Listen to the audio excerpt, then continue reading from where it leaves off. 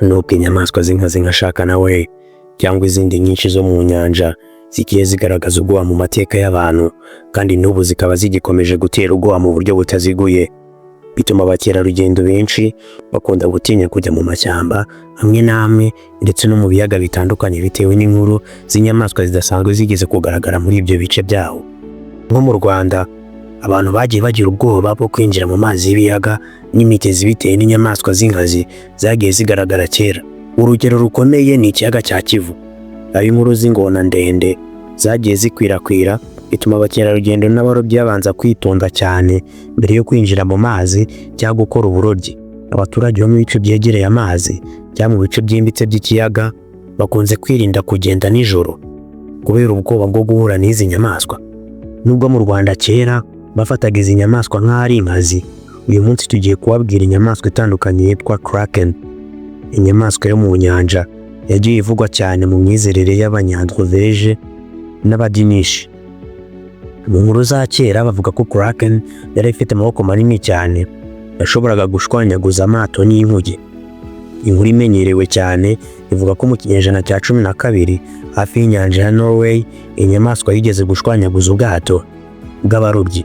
Abantu barenga 30 bahita bapfa, abandi bake bararohama mu mazi.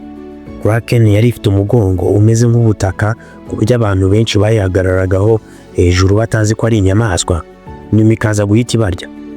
Abantu benshi ntabwo bazi iby'iyi nyamaswa, ari nayo mpamvu tugiye kureba ese iyi nyamaswa iteye ite, yaturutse he, yari ifite ubuhe bushobozi, ese abantu bayishe gute? Ni ikibazo. Ni kuri Joy Entertainment tubaha ikaze. Mu myaka ya kera cyane, Norway yari igihugu cyuzuyemo imisozi miremire n'inyanja ndende, aho abaturage babaye mu byaro byegereye amazi neza ku nkombe z'inyanja. Ubuzima bwabo bwa buri munsi bwari bushingiye ku buhinzi, uburobyi, ubukorikori, kandi abenshi bari abashakashatsi b'inyanja ku giti cyabo, kuko amazi yari isoko y'ibiryo n'ubukungu. Ubusanzwe abantu ba kera bo muri Norway bagiraga ubushobozi bwo kumenya ibihe n'ikirere, imiyaga n'imiterere y'inyanja kugira ngo bashobore kuroba no kurinda ubwato bwabo. Amazi y'inyanja mu burengerazuba bwa Norway yari akonje cyane, afite imiyaga ikaze kandi yegereye ibice byimbitse by'inyanja aho abantu batari bashobora kugera kenshi. Uyu mwijima w'amazi utangaje wateraga ubwoba abasare b'inyanja bo hambere, kuko ibice byimbitse by'inyanja byari ahantu hihishe haterwaga n'amazi akonje cyane, imiyaga ikaze n'urumuri ruke. Mu mazi y'imbere habaga inyamaswa zidasanzwe z'ibyago n'ibyiza. Hari amafi manini, squid z'inyanja ndende, n'inyamaswa z'inkazi n'ibinyabuzima byo mu nyanja nk'amafi ya Shark, anglerfish n'inyamaswa z'amayobera nka Kraken yakomotse ku nkuru z'abarobyi. Abaturage bo hambere babigiraga inkuru y'imyizerere ishingiye ku bintu by'amayobera byo mu nyanja, aho buri nyamaswa yari ifite inkuru yayo y'ubwoba. Mu nyanja nini ku nkombe za Norway havuga inyamaswa ikomeye cyane yitwa Kraken. Ni igihangange cyo mu mazi cyubahwa nk'icyaremwe gisa na octopus nini cyangwa squid. Squid ni inyamaswa yo mu nyanja y'uburengerazuba izwi cyane kubera umubiri wayo woroheje kandi ishobora guhinduranya amabara. Abashakashatsi benshi bavuga ko squid nini cyane cyangwa se giant squid ariyo yabaye isoko y'inkuru za Kraken. Ariko nanone hari abantu bakeka ko izi nyamaswa zishobora kuba zaragize uruhare mu mpanuka zitigeze zisobanuka mu mateka. Urugero nka Mary Celeste, ubwato bwabonetse mu mwaka w'1872 bujya mu nyanja nta muntu n'umwe urimo.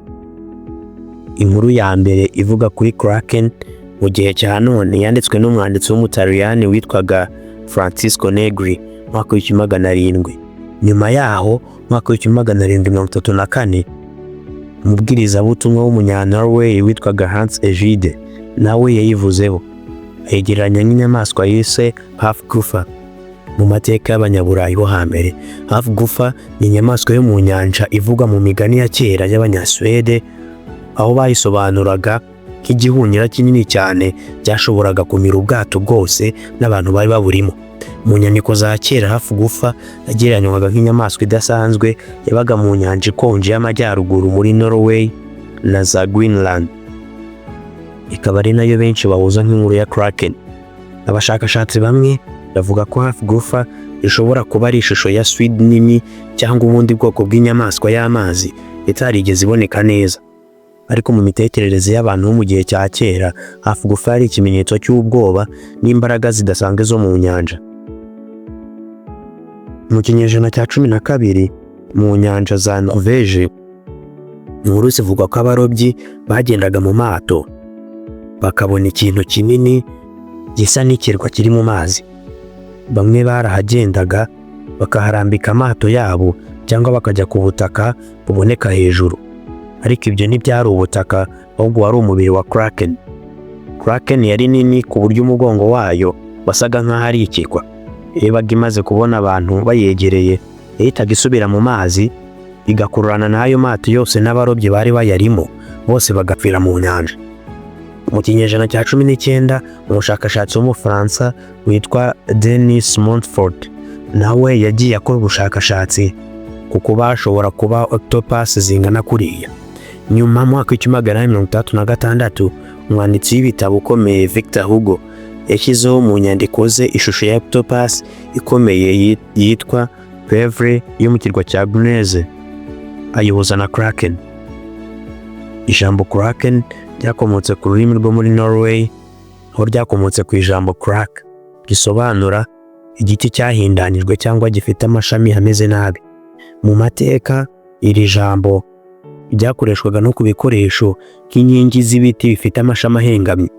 Byakundaga gukoreshwa mu gukora imigozi y'amato cyangwa ibikoresho byo gukora mu mazi.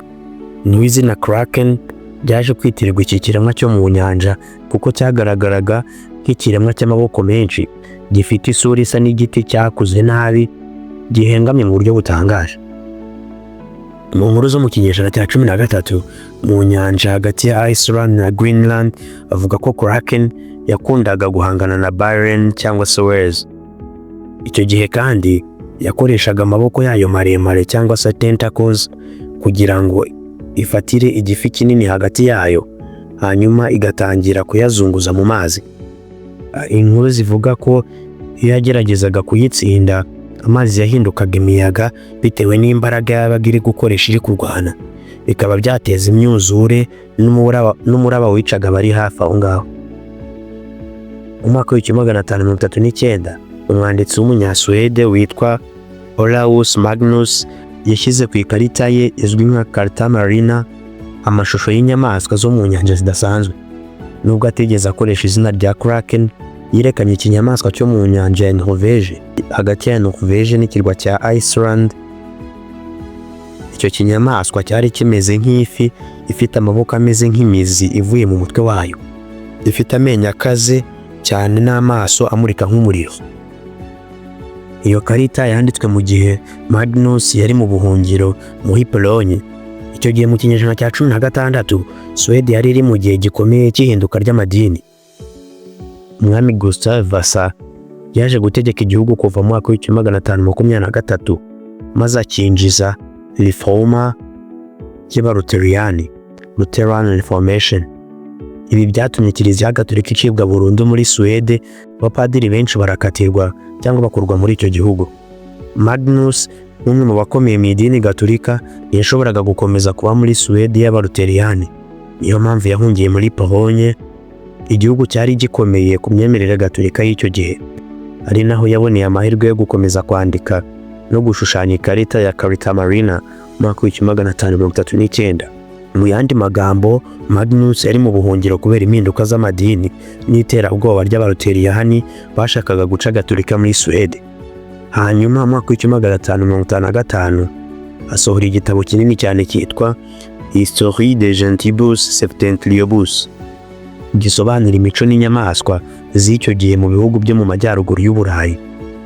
Aho niho yasobanuye neza cyane icyo kiremwa, akivuga nk'igifite umutwe w'amababi menshi, amaso manini cyane afite uruziga rugera kuri metero hafi 2, kandi yaka umuriro w'umutuku.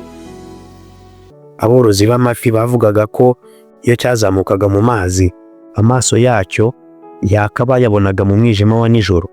Ibyo byashoboraga kuba bisobanura ibikoresho byo kumurika byihariye biba ku mafi manini cyangwa closer squid, agira amaboko agarura urumuri rukomeye.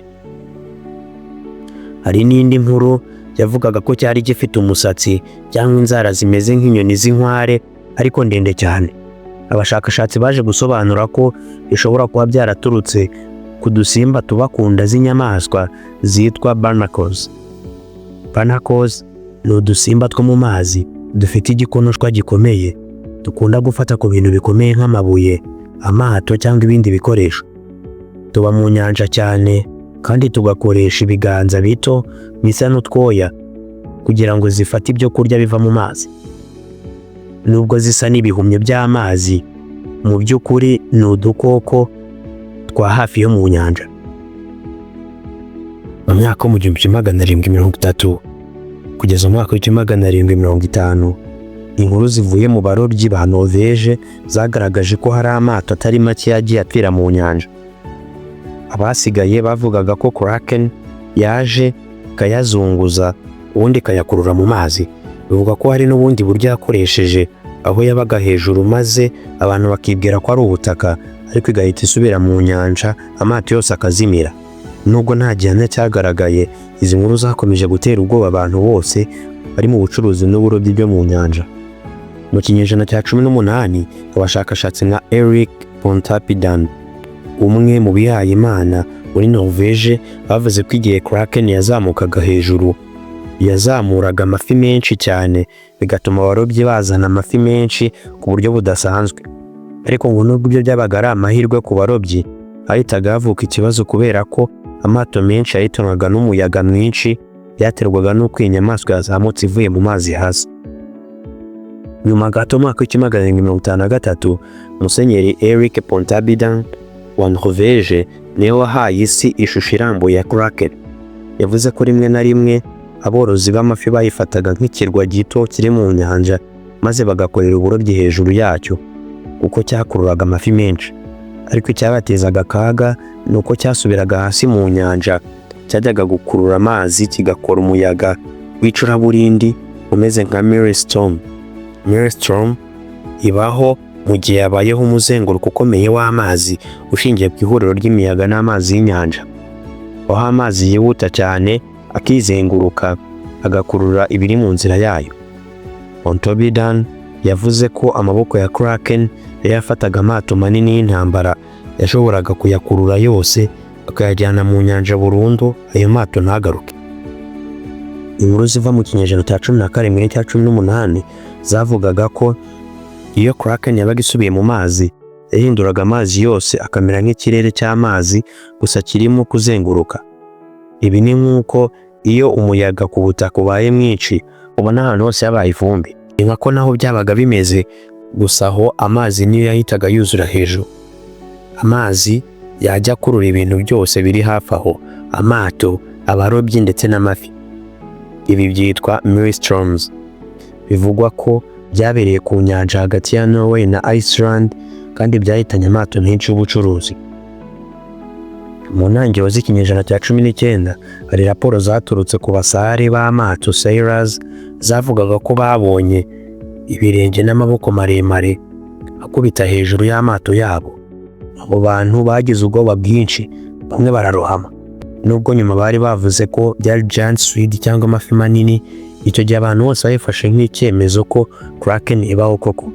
Nubwo Kraken yari inyamaswa iteye ubwoba, ifite amababa menshi n'amaboko akomeye ashobora gukurura ubwato mu mazi, n'inyamaswa yitwa half gufa nayo izwi mu nkuru za kera z'Abasuwisi n'Abanyanorvege. Half gufa yari ifite ingufu zikomeye, ikaba yarabonekaga nk'ifi nini cyane ishobora guhungabanya ubwato n'abarobyi mu nyanja. Ikaba imwe mu nyamaswa z'inyanja z'ibitangaza abakera babonye. Kora subscribe, like ndetse na share kugira ngo tuzahura ubutaha turondora iby'ibinyabuzima by'inyanja bidasanzwe kandi biteye ubwoba. Ni Joyce Entertainment, turabashimiye.